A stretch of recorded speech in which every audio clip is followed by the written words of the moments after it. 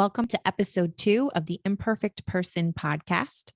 I'm Tori Aletto, and today we are going to deep dive into the topic of showing up messy and imperfect. And for that, I'm your girl. So, to me, the definition of showing up is when we are about to do something with a ton of uncertainty, where the outcome is unknown. And when we don't know what the outcome is, we feel incredibly vulnerable. It feels risky and scary. And when we feel vulnerable, we will always experience some level of shame alongside vulnerability. And shame is essentially the fear that we are unworthy of love, belonging, connection, that we're just not good enough. And that's a lot to cope with. Okay, that's the thing we never get to see. The amount of anxiety, uncertainty, fear, and shame that someone has to navigate to show up. You know, we always see the end product. We see the podcast, the marriage, the move across country. We see the end product. We don't see the whole song and dance that someone has to go through before they take the leap. So, speaking of this dance, I was in this dance for a long time, a few months, maybe 6 or 7 months before I did this podcast, or before I decided to do this podcast. And let's talk about the dance, shall we? The dance is the automatic behaviors that we do in an attempt to cope with something big, with the vulnerability and the shame that come with something that we want to show up for. Sometimes those behaviors look like overanalyzing, staying in like this indecisive place because you can't make a choice.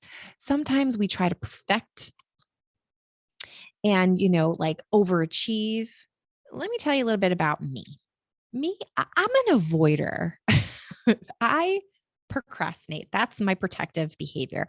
I numb, I procrastinate, I shop on Amazon, I scroll through social media.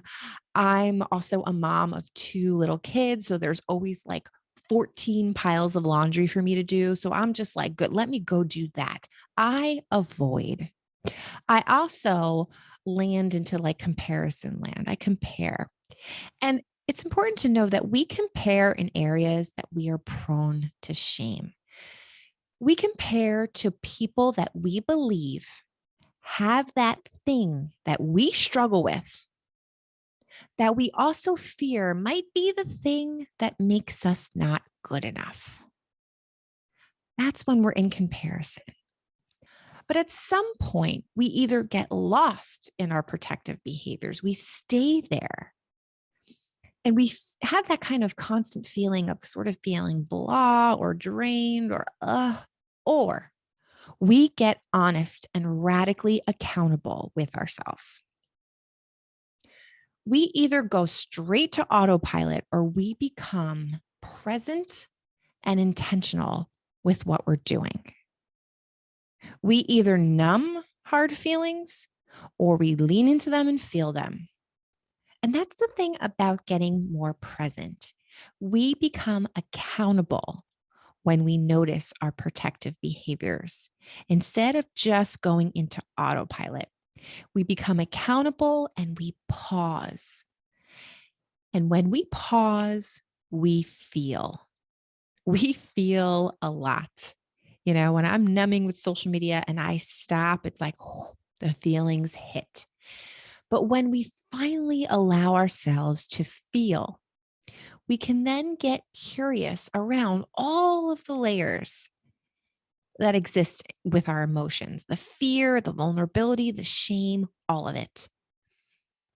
When we feel, we then can decide, is this thing that we're deciding that we're trying to show up for, is it worth feeling for? Is it worth moving through or with fear, the vulnerability, the shame? Is it worth it? Is this something ultimately that's going to spark a little fire in me, a little light in me? And for me in this podcast, the answer was yes. And I would define that spark, that light that I'm talking about, I would define it as living in alignment to your values. When we are in alignment, we sort of feel alive. We feel fulfilled. We feel excited, naturally motivated, passionate. But we have to work through that whole song and dance to get there. That's what no one talks about. And if you want to know or get closer to what your values are, you want to ask yourself that question. When have I felt the most alive, the most like myself, the most creative, the most excited? Whatever it was, what was I doing? What was happening around that time?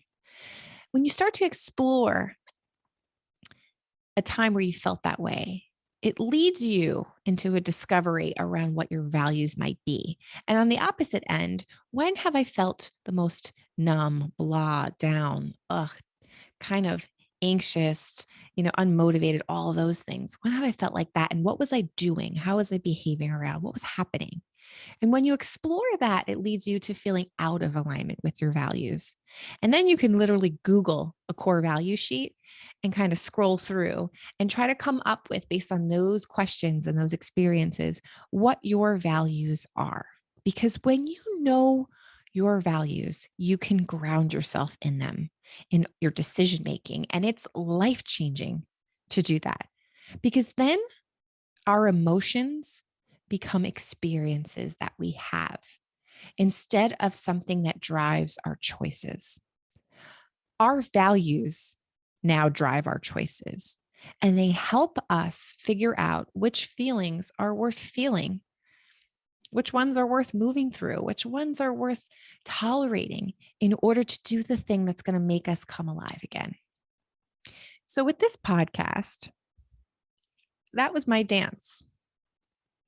And alongside all of that work, I had to give myself permission to be imperfect, to miss a week if my kids get sick, to use this junky old camera I have on my laptop, to literally film this podcast when my kids finally go to sleep at night, and to leave those 14 piles of laundry aside. Because doing this lights a fire in me. And I want that fire. It connects me back to me. We all sort of need that spark, our creativity, whatever it is we feel we're passionate about, our purpose. We need that. And I believe when people use the term authenticity, they are describing people who are living in alignment to their values. It's almost something you can feel off of someone. And oof, when you feel it, it's contagious. So just a reminder, like anything else I share, I'm going to remind you of this. This is something that we practice and we get better at. We don't perfect. No one is walking this earth fully aligned at every stage and every moment of their life. But what we do is we learn ourselves. We learn our behaviors, our protective behaviors, our values. We learn all these things so that we can be present and notice. And when we notice we're out of alignment, we then have the ability and the capability to come back again and again and again so that we can connect back to our spark. My webinar, Choosing You, is in 5 days on December 4th. It will be recorded and sent to you on demand if you have a ticket. And soon, all of my webinars will be up. So I will let you know when that happens. I'm excited about that. If you don't already, please come join me on Instagram at NYTherapist. I'm so grateful for you as always, and I will see you next time.